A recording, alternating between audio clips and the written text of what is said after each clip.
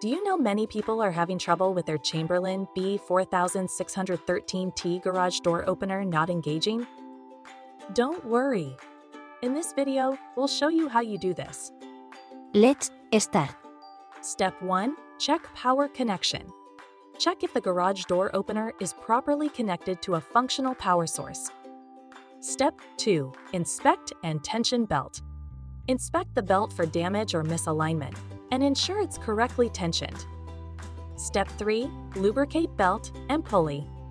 Apply lubricant to the belt and pulley to reduce friction and promote smooth operation. Step 4. Remove obstructions. Remove any obstructions along the belt path or near the door that may block movement. Step 5. Reset the opener. Reset the garage door opener by unplugging it for a few minutes, then plugging it back in. By following these steps, your Chamberlain B4613T garage door opener should be back in working order. Still need help?